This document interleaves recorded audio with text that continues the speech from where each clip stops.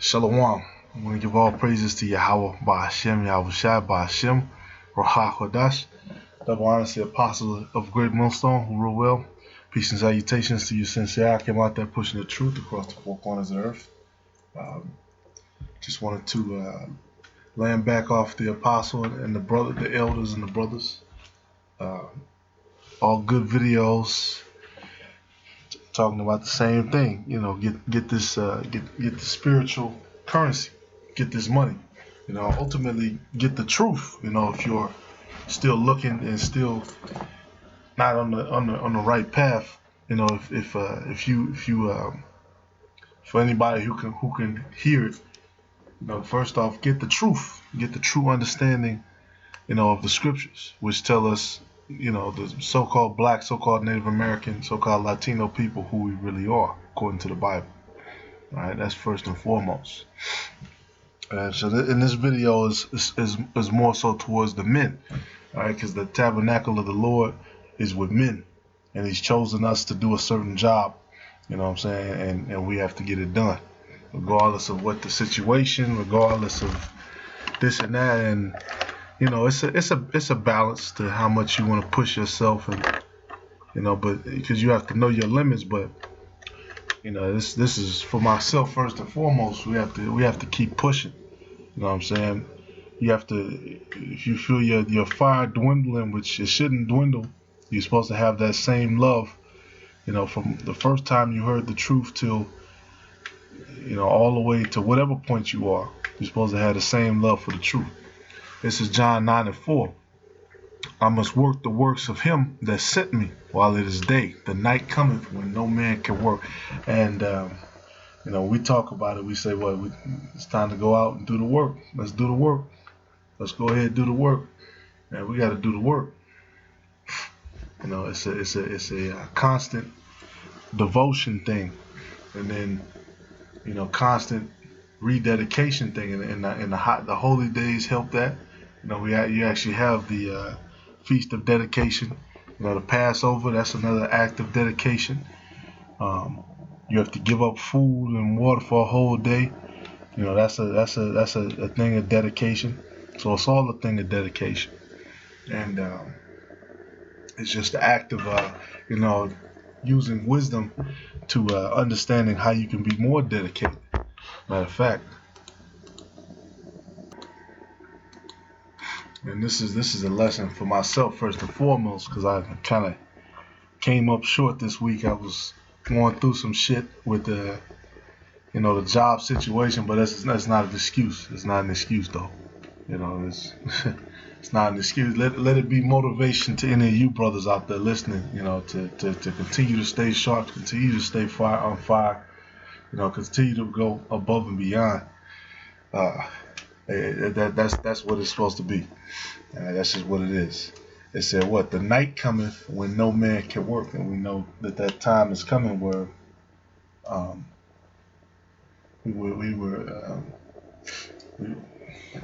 it's a locky. We won't be able to do the works. We won't be able to go out in the street. You know, the heat is gonna be on, even though, Lord willing, that protection, you know, which it is going to be on. The protection will be on the elect, because the scriptures talk about it. You know, give them a mark for them that sigh and that cry. So it's just a question of who the elect is, and Lord willing, I'm part of that number. It says that's what it's all about, man. Working out your salvation, working out your own each man working out his own salvation, having his own journey, having his own understanding of, you know, what he's supposed to be doing. And then there are certain things within that context which help you to understand that. You know, first and foremost, you got the elders and apostles as an example. You know, brothers who have been laboring, even you know, veteran brothers who have been laboring for years are supposed to be that example. And then ultimately, you know, the thing that they also use, the scriptures. Scriptures tells us how to balance our time, how to balance your budget, you know, what your mentality is supposed to be when you deal with this world. It's just a thing of recalibrating your scale. Matter of fact, let me get that. And I got a quick one because pertaining to the false balance. Because scriptures talk about, first off, you're not supposed to be sinning willfully. You're not supposed to be over, doing too much. But then you're not supposed to be over righteous either, or you'll destroy yourself.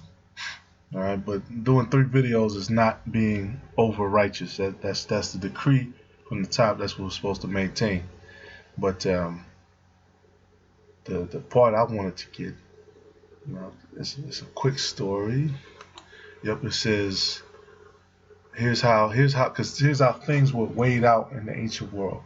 It said he would search for someone to exchange the coins for his figs. After finding someone who did the figs, no, skip down. He said he would then count up the weights and pay the fig farmer so many coins for his increment of weight. Pretty simple, right? A fair and balanced transaction. Not always. Many times it was balanced, but not a just weight. How can this be? The answer comes from what we call today we call a stacked deck. Much too often the purchaser, the one with the weights, will mark his weight as being lighter than it actually was. Say for instance, a certain weight actually weighed 1 Roman pound, about 12 ounces, but the weight was marked as weighing 10 ounces. This means the purchaser could place less weights on the scale to achieve a balance. But as you can see, it was a false balance because the purchaser has not used a just weight. He has loaded his side to make it appear to be balanced. This transaction becomes deceptive when both sides overstate or understate their product. Both sides give the appearance of balance. Neither side presents a just weight. And this is what's going on in Esau's government. It's two uneven weights trying to balance each other out, and it's not working. Yep, and then it quotes Solomon: "Fair balance is false balance is an abomination unto Yahweh, but a just weight is His delight." Exactly, and that pertains to your spirit. That pertains to many things, because ultimately, the Most High is the ultimate judge, and the scriptures are designed to teach you a balance, balance throughout life. All right, and the balance that we're supposed to have is pure devotion unto the ministry. This is Matthew chapter 6, verse 21. For where your treasure is, there will your heart be also. The light of the body is the eye. If therefore thine eye be single, thy whole body shall be full of light. Right, that's exactly it. Where your treasure is, that's where your mind is going to be. And that's why when many people, they get riches, they get a little bit of money, they get a little, up, that's where their mind becomes. They stop focusing on the Lord. They stop showing the devotion to the Lord. And if you don't have the discipline to manage that stuff, it will eat up your time and it will destroy you. All right, and that's ultimately something that me first and foremost, I'm doing this lesson for myself, but any other brothers watching as well. All right, the pure the balance is important, and the scriptures is the balance. All right, and that's it on that. It says so. This is Sirach 14 and 4. It said, "He that gathereth by defrauding his own soul," because this is what ultimately what Esau did, and he thinks that somehow that's what Esau has in his mind, a false balance. All right, is he because just like we have our works that we're trying to do, and we have certain things that we're trying to do. Okay, Esau has his balance, even though we know he's the devil. It says what? Riches are not comely for a niggard, and what shall an envious man do with money? And that's what these people are. They're envious. They want to be the Israelites. They've paid for the money to get the menorahs made, the ram's horns, go back into the ancient scrolls and try to dig our shit up, and it's all our stuff. And these are the people who pretty much run the world. So if they'll sit there, they'll pay money to copy and try to recreate us and recreate our culture, then that the Most High has set up for us, that it tells you in Romans 9 the adoption is for the Israelites, then we're really supposed to be into the state of mind of being in tune with the Most High, being in tune with the Hakim.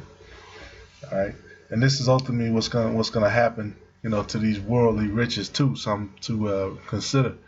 It said, "He that gathereth by defrauding his own soul, and gathereth for others that shall spend his goods riotously." And that includes anybody. You defraud your own soul. You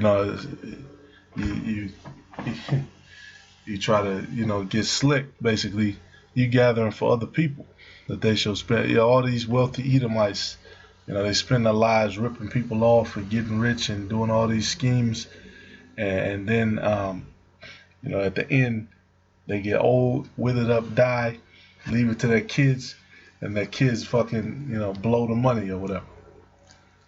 Spend it on parties and shit. So that's just a lesson, something to think about, that because it will happen. And ultimately when this kingdom crumbles, that's what's gonna happen. People are gonna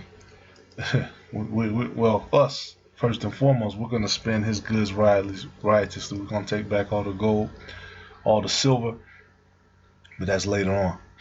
Right now we're trying to seal the elect if it's not already sealed, and we're trying to store these spiritual riches, build our spiritual bank account. So call hello Yahweh Shai, Lord willing. This is edifying. It's just it's all about keeping a balance. Keeping your eye in the prize. Because sometimes your focus can fade, and that's what the videos are for. That's what the brothers are for. That's why it's important to stay tuned, keep watching. Lord willing, is edifying. Shalom.